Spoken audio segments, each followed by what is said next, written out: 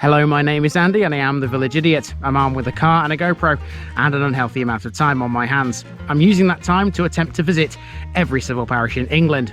You're watching the Derbyshire Dales series. The Dales contain some of the most beautiful British scenery. It's a magnificent area. Here's one of its 109 civil parishes. Welcome back to the Derbyshire Dales, everybody. Now today I'm going to be doing a very small village, but this walk is going to be quite a lengthy walk because I'm going to do two together, and they've both kind of got the same name. It's just that one of them has an extra bit on the end. The walk is going to be around the parishes of Hulland and Hulland Ward, and we're beginning with the smaller. Welcome to Hulland.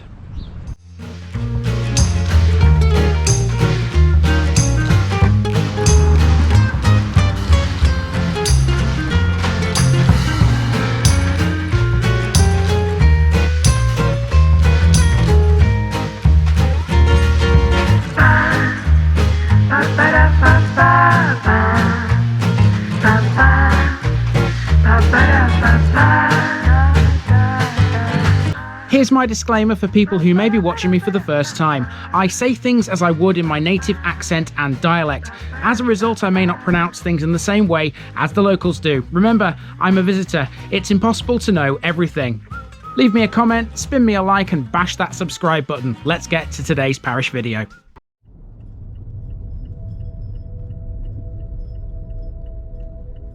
Hulland, Long Low Hill.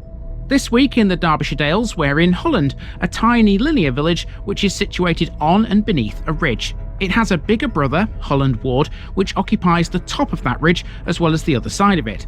The two villages share many facilities and they should be considered together. That said, they're not the same village and there are differences between them. You should though still see this episode as part one of a two-part series. Hulland's name means Long Low Hill, a reference to the ridge. The ridge was historically a very important thing, and it has been for centuries. Running along it was an old packhorse road between Manchester and London, and it was the route used by Bonnie Prince Charlie on his way to Derby in 1745.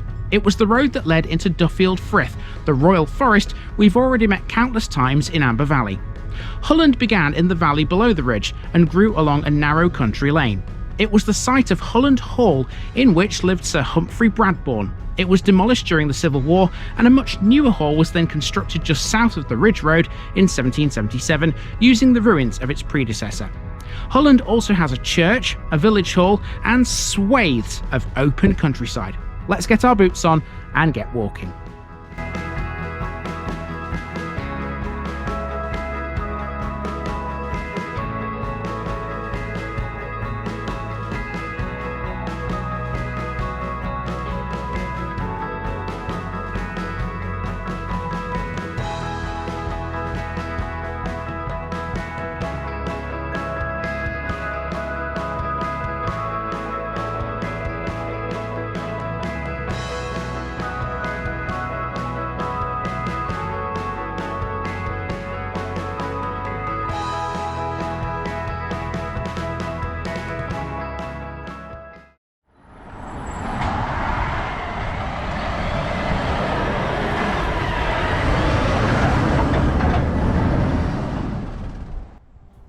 The boundary between Hulland and Hulland Ward runs to the south of the ridge which the latter is built upon. The two villages share several amenities though. Christ Church, which is our starting point, is a good example. This falls within Hulland's boundaries, but it's also used by the residents of Hulland Ward. This stands at the highest point of the ridge. It was built in 1837 from locally quarried sandstone. It was consecrated in August of the following year by the Bishop of Lichfield. It was originally a little smaller than it is today, rectangular in shape with a single central aisle flanked by box pews. Its chancel, added in 1961, took a year to build. It was donated by the Borough brothers, Reginald of Market Lavenham in Wiltshire and Canon Rowland, a former vicar, of Bradbourne. Inside, the east window depicts Christ with Lazarus, Martha and Mary, whilst the southeast window represents faith and hope. The large and ornate octagonal marble font with carvings on each of its sides was presented to Hulland in 1919 by the vicar and church wardens of its namesake, Christ Church in Sunderland. It also features a gallery which stands on cast iron columns at the western end, giving the interior a slightly non-conformist look. I also took the opportunity whilst in here to tick Hulland off the Derbyshire Dales list thanks to a pinboard on the wall. 95 to go. The churchyard has 2 Commonwealth war graves, 1 casualty from each of the 2 World Wars.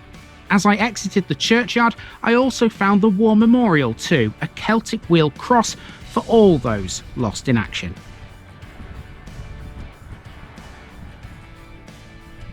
The church stands on Dog Lane, which is a reference to kennels where the hunting dogs of Duffield Frith were kept. The Hulland Ward and District Millennium Village Hall is also on the same road. This too is in Hulland and not Hulland Ward, but both share the facility.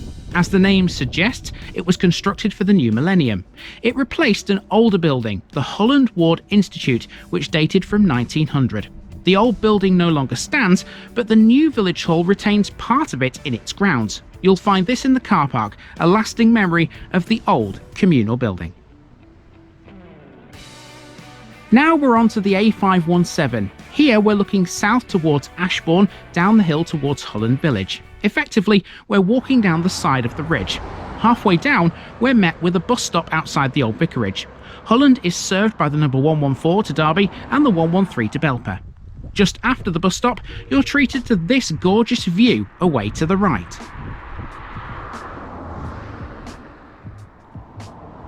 The road then starts to become a bit more wooded. Let's not forget, Hulland and Hulland Ward used to stand within a royal forest. At a small green, we're met with a house, literally called The Green. This dates from the early 19th century and it's Grade 2 listed along with its outbuildings. However, if we're talking impressive property, look no further than the next building, Hulland Hall. Resembling a castle and made of red brick, this is the hall's north stable block. The hall itself is behind this building and very much unfilmable. The current Hulland Hall was built in 1777 to replace an old hall in the valley below. All that remains of that now is a moated site. It was the home of Sir Humphrey Bradbourne, born in Cheshire, whose wife was Lady Margaret Longford of Derby. The rest of Hulland is a mixture of properties dating from various time periods. The population, though, hasn't altered much over the centuries. In 1881, the population was 202, and in 2011 it was only slightly bigger at 215. The biggest population change was between 1951 and 1961. The main occupation in the area has always been mixed farming, and in years gone by, several small businesses flourished, although a lot of them were just over the border in Hulland Ward, including Hulland Gravel Works, which opened in the 1930s. The place, though, has always been peaceful. Named Hoylant in the Domesday Book, it began on this low-lying land south of the Ridge Road when in 1485 a chantry chapel was founded by John Bradbourne and his wife Anne. They occupied the old hall before Sir Humphrey. The moated mound where their manor house stood can still be seen in the meadows along with 2 remaining medieval fish ponds. It's said the house was destroyed in the Civil War and much of the stone was used to build the newer Hulland Hall on higher ground. Until Hulland Ward was greatly developed in the 20th century, Hulland was the main village of the two. It may be all residential now, but once it had many more notable features, such as a primitive Methodist chapel. I guess it does still have a couple of interest to certain people. This Severn Trent water pumping station, for example, might be important to somebody. Hulland Ward has another water-related feature, which we'll be seeing at the end of this walk next week. Speaking of Hulland Ward, this road soon starts to run off into the countryside, so before it does, we need to take a left turn along a footpath which crosses the fields between the two villages. And I was not looking forward to this. Do not adjust your sets. I do have my coat and my gloves on. I nipped back to the car after I left the church just to make sure I wasn't going to get caught in the rain because it was spitting slightly. It's since stopped though, which is a good thing.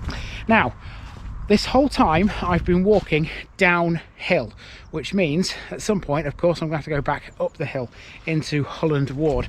And that is what I'm about to do right now. I'm following a footpath which crosses a field and brings me out in Hulland Ward village. So yeah, everything between here and there is still Hulland, so if there's anything more of interest I will capture it, but I very much doubt it. I think it's just going to be a case of walking across a field more than anything else.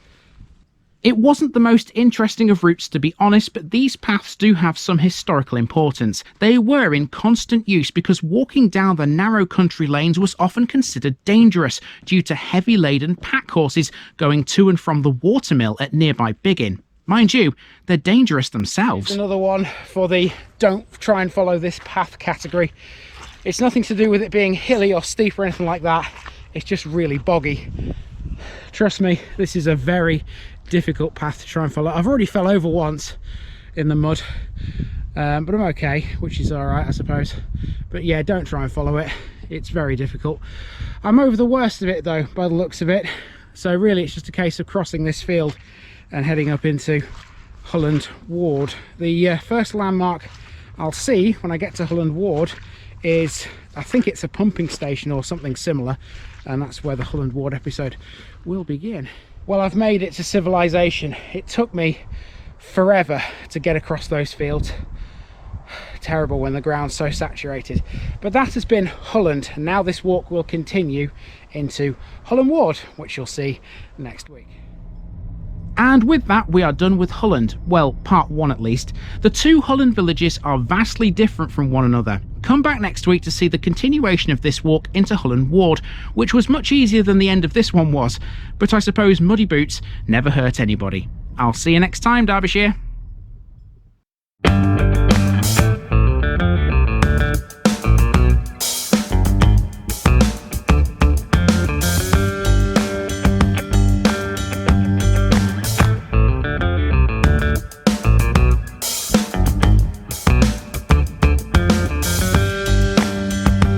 Thanks for watching this video, folks. Don't forget to like this episode if you haven't already. It really makes a difference with YouTube. If you're new here, subscribe to the channel for more videos like this, and give us a share too if you've got friends who'd like it. You can find all the links to my social media accounts below, as well as my Buy Me a Coffee page where you can donate to the channel. Also, if you've enjoyed this episode, have a look at some more videos in this series. Until next time, I've been Andy, also known as the Village Idiot, and I'm out.